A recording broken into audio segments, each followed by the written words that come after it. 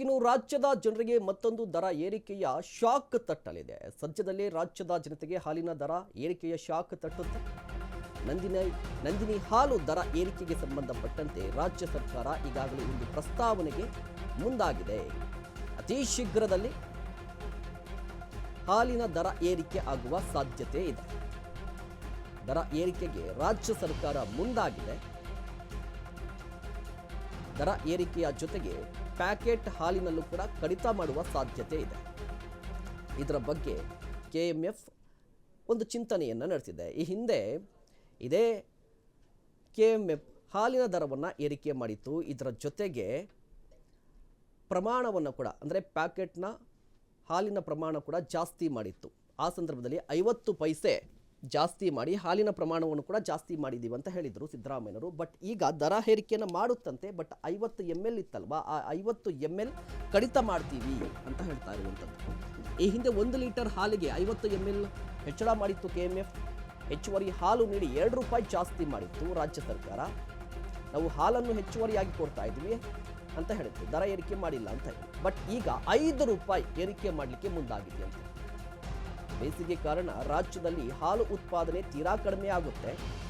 ಹಾಲಿನ ಉತ್ಪಾದನೆಯಲ್ಲಿ 10 ರಿಂದ 15 ಇಳಿಕೆ ಆಗುವ ಸಾಧ್ಯತೆ ಇರುವಂಥದ್ದು. 15% ಇಳಿಕೆ ಆಗುವ ಸಾಧ್ಯತೆ ಇದೆ. ಹೆಚ್ಚುವರಿಯಾಗಿ ನೀಡುತ್ತಿದ್ದಂಥ ಹಾಲು ಕಡಿತಗೊಳಿಸಿ ಜೊತೆಗೆ ದರ ಏರಿಕೆ ಮಾಡಲಿಕ್ಕೆ ಮುಂದಾಗಿದೆ. ಈಗ ಹಾಲಿನ ಮಟ್ಟ ಕಡಿತ ಮಾಡೋದು ಎಷ್ಟು ಸರಿ ಅನ್ನೋದು ಆಕ್ರೋಶಕ್ಕೆ ಕಾರಣವಾಗಿರುವಂಥದ್ದು. ಹಾಲಿನ ಮೇಲೆ ದರ ಏರಿಕೆ ಅವಶ್ಯಕತೆ ಇಲ್ಲ ಅಂತ ಹೇಳಿ ಸಾರ್ವಜನಿಕರು ಕೂಡ ಕಿಡಿಕಾರ್ತಾ ಇದ್ದಾರೆ. ಯಾಕಂದ್ರೆ ಈಗಾಗಲೇ ಇವ್ರು ಏನ್ ಮಾಡ್ತಾ ಇದಾರೆ, ಪ್ಯಾಕೆಟ್ ಅಲ್ಲಿ 750 ml ಅಂತ ಹಾಲಂತ ಹೇಳ್ತಾರೆ. ಆದ್ರೆ ನಾವು ಮೊದಲಿನ ಗುಣಮಟ್ಟಕ್ಕೂ ಈಗಿನ ಗುಣಮಟ್ಟಕ್ಕೂ ಹಾಲಿನ ವ್ಯತ್ಯಾಸ ನೋಡಿದ್ರೆ ಆಲ್ರೆಡಿ ಇದರಲ್ಲಿ ಹಾಲಿಗಿಂತ ನೀರೇ ಇದೆ. ಅದು ಒಂದು ನಮ್ಮ ಹಿಂದಿಲಿ ಒಂದು ಗಾದೆ ಇದೆ, ದೂದ್ ಕಾ ದೂದ್ ಪಾನಿ ಕಾ ಪಾನಿ ಅಂತ. ಆ ಥರ ಇವರು ನೀರ್ನೇ ಈಗಾಗಲೇ ಬರೀ ನೀರೇ ತುಂಬಿಸಿದಾರೆ ಹಾಲಲ್ಲಿ.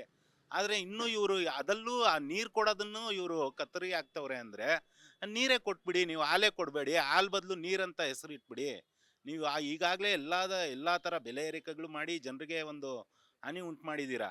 ಇದನ್ನು ಅಷ್ಟೇ, ನಾವು 20% ನಾವು ಹಾಲು ಹಾಕ್ತಾ ಇದ್ದೀರಿ, 80% ನೀರು ಹಾಕ್ತಾ ಇದ್ದೀರಿ ಅಂತ ಒಂದು ನೀವು ಅದು ಏನು ಪ್ಯಾಕೆಟ್ ಇದೆಯೋ ಅದ್ರ ಮೇಲೆ ಬರೆದು ಬಿಡಿ ಮೇಡಮ್. ಯಾಕಂದರೆ ಈಗಾಗಲೇ ಈ ಹಿಂದೆ ಸಿದ್ದರಾಮಯ್ಯನವರು 1 ಲೀಟರ್ ಹಾಲಿಗೆ 50 ml ಹೆಚ್ಚುವರಿಯಾಗಿ ಹಾಲು ಕೊಟ್ಟು 2 ರೂಪಾಯಿ ಏರಿಕೆ ಮಾಡಿದರು, 2 ರೂಪಾಯಿ ಜಾಸ್ತಿ ಮಾಡಿದರು. ಆ ಸಂದರ್ಭದಲ್ಲಿ ಪ್ರಶ್ನೆ ಮಾಡಿದರೆ ಕೇಳಿದ್ರು, ಇಲ್ಲ ನಾವು ಹಾಲಿನ ಪ್ರಮಾಣವನ್ನು ಹೆಚ್ಚಿಗೆ ಕೊಟ್ಟಿದ್ದೀವಿ, ಸೊ ಅಮೌಂಟ್ ಕೂಡ ಜಾಸ್ತಿ ಮಾಡಿದ್ದೀವಿ, ದರ ಏರಿಕೆ ಇಲ್ಲ ಅಂತ ಹೇಳಿದರು. ಬಟ್ ಈಗಾಗಲೇ ಕೊಟ್ಟಿರುವಂಥ 50 ml ಏನಿದೆ ಹಾಲು ಹೆಚ್ಚುವರಿಯಾಗಿ ಅದನ್ನು ಕಡಿತಗೊಳಿಸ್ತಾರಂತೆ.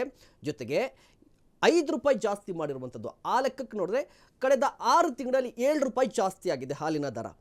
7 ರೂಪಾಯಿ ಜಾಸ್ತಿ ಆಗ್ತಾ ಇದೆ. ಇದು ಎಷ್ಟರ ಮಟ್ಟಿಗೆ ಸರಿ ಅಂತ ಹೇಳಿ ಒಂದು ಕಡೆ ಸಿದ್ದರಾಮಯ್ಯನವರು ಹೇಳ್ತಾರೆ ಅತಿ ಹೆಚ್ಚು ಹಾಲು ಉತ್ಪಾದನೆ ಆಗುತ್ತೆ ಇಡೀ ದೇಶದಲ್ಲಿ, ಕರ್ನಾಟಕದಲ್ಲಿ ಅಂತ ಹೇಳ್ತಾರೆ. ಬಟ್ ಕರ್ನಾಟಕದಲ್ಲಿ ಅತಿ ಹೆಚ್ಚು ಹಾಲು ಉತ್ಪಾದನೆ ಆಗುತ್ತಾ ಇದೆ ಸರಿ. ಬಟ್ ಈ ರೀತಿಯಾಗಿ ದರ ಏರಿಕೆ ಜಾಸ್ತಿ ಮಾಡ್ಕೊಂಡು ಹೋಗ್ತಾ ಇದ್ರೆ ನೀವು ಲಾಭವನ್ನು ಯಾರು ಕೊಡ್ತಾ ಇದ್ದೀರಾ?